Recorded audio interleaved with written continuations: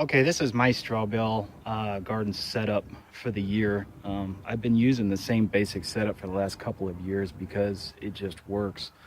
Um, and basically, once you get get a weed barrier set, something really anything you can use, um, like a weed block type of product. You can use. I use an old tarp from work.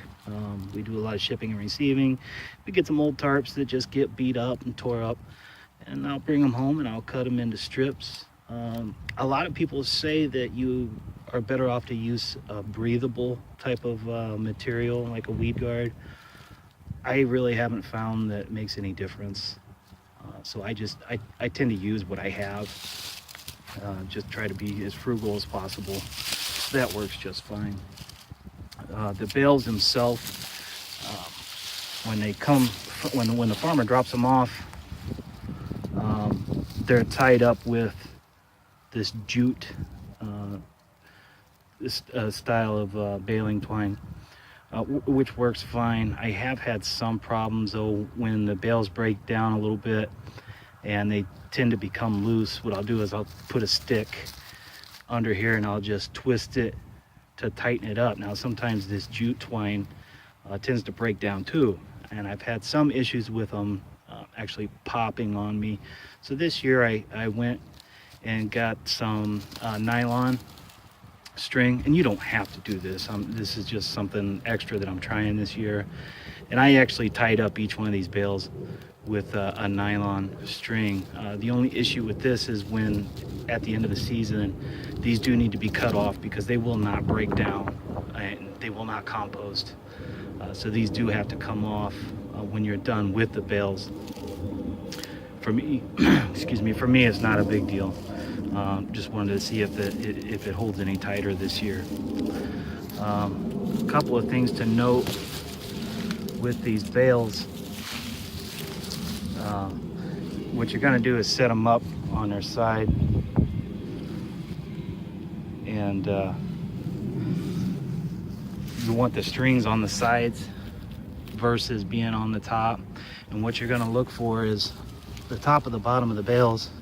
Sorry, this one's kind of wet. These have been sitting here for about a month, but it's been so cold I couldn't do anything with them yet.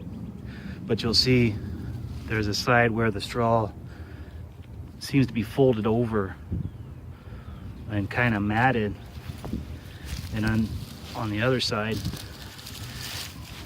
this is the side that you want facing up, and you can see where it's actually like straw. You can see down inside, so it looks like a bunch of straws kind of stacked against each other.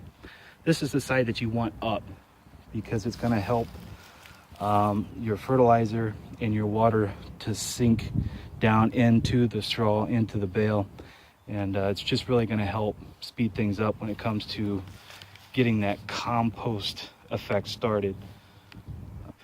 I've got 30 fresh bales here this year, and for the first time this year, I am using second year bales. Just a few of them, 3 of them down here. And you can see how much these have broken down. I used these last year, and these were actually the 3 bales that were broken down the least. Some of them were twice as broken down as this, and they just weren't usable. But I'm going to try these this year and see if second year bales, how well they grow, how well they do. I'm going to plant pole beans in these bales, and I think it'll work just fine, but we're going to find out. It's a beautiful thing about gardening. It's an experiment. It's always something new. Try something new. Every year is different. So it's really neat. Okay, so what we need to do is season these bales.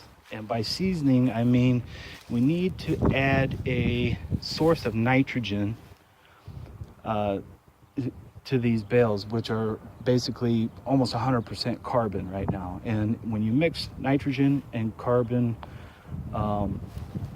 organic matter, that's when you start the composting process. There are microbes and certain bacteria, certain fungi that will start feeding on the organic material and breaking it down. And what we're going to do is we're going to add nitrogen to help facilitate that process. So these bacteria will come up and they will feed on the nitrogen, and it will begin the whole process.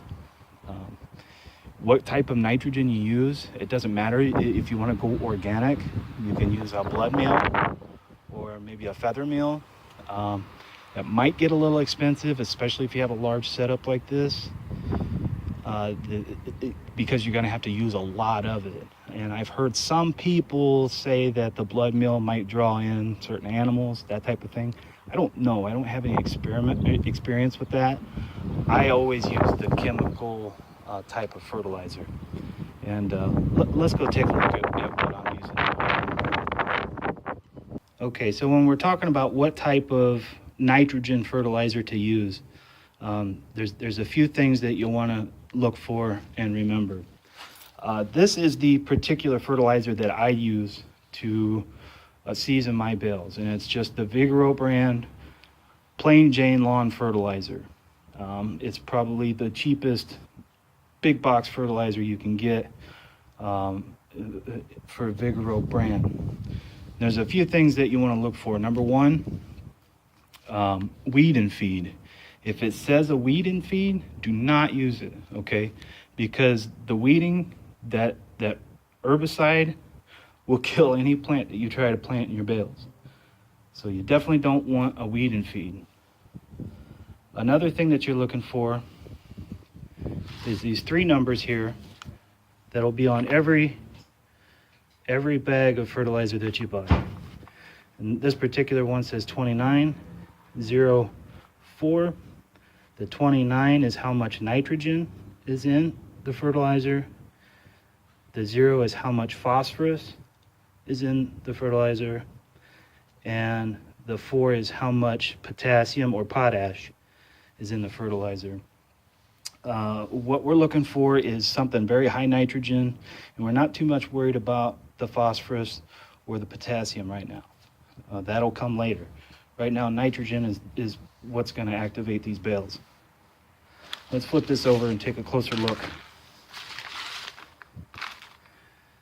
So if we look a little bit closer, we get the guaranteed analysis, they call it. And we got 21.2 and 7.2 percent water soluble nitrogen. So approximately 28.4% water soluble nitrogen. That's very fast acting. It will soak into the bales very quickly. That's exactly what we want. If you look just below that, it says 0.6 water insoluble nitrogen. So that's going to be your time released. Okay, we don't want time released, but this bag only has 0.6% time released nitrogen in it. It's not going to make any difference. We've got plenty of water soluble nitrogen. It's going to work great. Okay, there are plenty of other different brands out there that you can use, but as long as you remember to look for do not use a weed and feed, and you want a high percentage of water soluble nitrogen. Once you got those 2 things, you're good to go.